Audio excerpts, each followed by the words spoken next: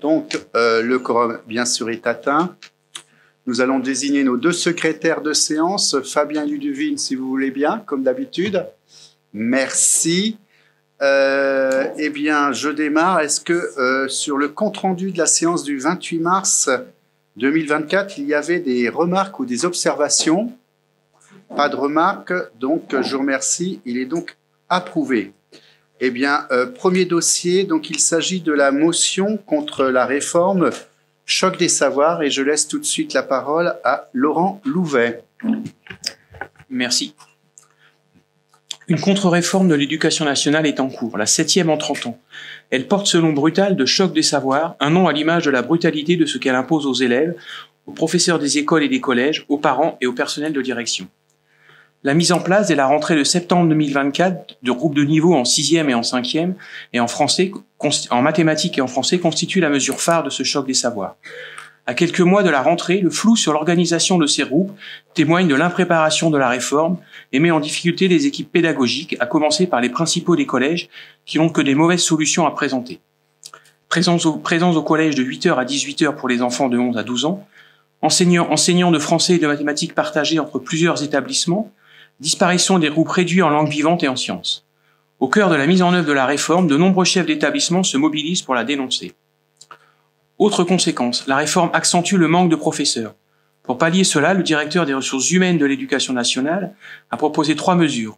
Recruter toujours plus de contractuels, même s'ils n'ont pas de formation de professeurs, solliciter les retraités de l'Éducation nationale et transférer des professeurs des écoles vers les collèges, alors même qu'il manque déjà des professeurs des écoles. Au-delà de l'impréparation manifeste de ce choc des savoirs, cette réforme ignore les données de la recherche en sciences. L'hétérogénéité dans les classes fait augmenter le niveau global. Le groupe classe est important, rassurant pour les élèves. Leur arrivée en 6e ne sera pas facilitée par ces groupes qui séparent et stigmatisent. À l'impréparation opérationnelle et au déni des données scientifiques s'ajoute un élément plus fondamental encore, un projet de société fondé sur la catégorisation, le tri et la condamnation sociale des élèves. La France est l'un des pays, voire le pays où la réussite scolaire est la plus déterminée par l'origine socio-culturelle. C'est donc un choix de société bien précis que le gouvernement engage. Écarter les plus fragiles pour ne pas empêcher la progression de quelques-uns qui n'ont pas besoin d'être de cela, donc attachés, pour être d'excellents élèves, mais qui ont besoin de mixité pour s'ouvrir aux autres.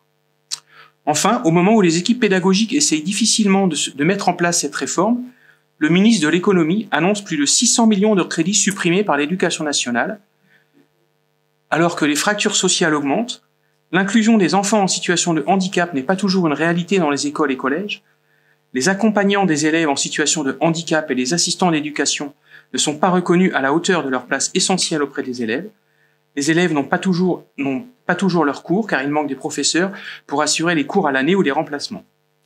Nous soutenons la mobilisation actuelle des enseignants et parents d'élèves et demandons le retrait de cette réforme. Merci Laurent. Avant de mettre au vote, est-ce qu'il y avait des observations? Alors, la version qui a été présentée en commission Affaires générales a légèrement été modifiée par rapport à la version qui vous est remise en séance, mais sur le fond, rien n'est changé. Il y avait quelques phrases, notamment une paraphrase de Simone de Beauvoir qui a été supprimée, et puis une autre petite phrase. Mais sur le fond, rien de nouveau. J'avais une information pour les membres du conseil municipal. Il a été voté la semaine dernière au conseil d'administration du collège Bellestre une résolution à l'initiative des professeurs et des parents d'élèves. Résolution en fait qui dit finalement en substance que les professeurs refuseront d'appliquer la réforme en l'état. Voilà. Merci. Demande de prise de parole. Oui, Xavier, je t'en prie. Merci. Je vais essayer d'être bref et très sereinement, très tranquillement, d'expliquer pourquoi je voterai contre ce projet de motion. Tant dans la forme que dans le fond, cette motion me paraît tout à fait excessive. Et en plus, j'y ai relevé un certain nombre de confusions et de contre-vérités. Alors, sur la forme, en 2 mots, des phrases telles que, effectivement, on parle de tri social, de catégorisation, de condamnation sociale, ce qui me paraît tout à fait excessif. Il y a une phrase notamment qui m'a, moi, personnellement choqué. On parle d'écarter les plus fragiles pour ne pas empêcher la progression de quelques-uns, ce qui conduirait à dire que non seulement on ne fait rien pour améliorer la situation des élèves les plus en difficulté, mais qu'en plus, on va les mettre de côté pour que, surtout, ne pas déranger ceux qui réussissent. Ce qui est, alors là, je ne sais pas comment on peut dire des choses pareilles. Et puis, sur le fond, je crois que moi, ce qui me frappe beaucoup, c'est que on ne dit rien du pourquoi de cette réforme. C'est-à-dire que je dois rappeler quand même que les élèves en France, et ça, ce sont les évaluations PISA qui le disent, les élèves français, les 10% des élèves français les plus faibles, qui sont justement issus majoritairement de milieux défavorisés, obtiennent un score inférieur aux élèves des autres pays dans une même situation. Qu'est-ce qu'on fait pour ces élèves en difficulté ? Il n'est rien dit du tout dans cette motion. En général, quand on est contre quelque chose, on dit aussi pourquoi on est. Là, je ne vois rien. Je rappelle simplement que ces mesures consistent simplement à faire en sorte que les élèves qui sont identifiés comme ayant des difficultés en français et en mathématiques soient pris en charge dans le cadre de groupes, ce qu'on appelle la différenciation pédagogique, des groupes de besoins, avec un effectif réduit à 15 élèves maximum, où on va travailler avec eux pour leur faire surmonter leurs difficultés. Voilà. Donc, tant sur la forme que sur le fond, je persiste. Mes collègues de l'équipe municipale savent que j'étais en désaccord avec cette motion, donc je confirme et je précise que je voterai contre.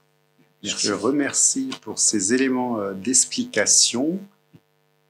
Notre demande d'intervention sur cette motion, que je rappelle, qui demande le retrait de la réforme du choc des savoirs. A priori, je ne vois pas de demande de prise de parole. Je vous propose donc de mettre au vote qui s'abstient. Donc 1, 2, 3, 4, 5, 6.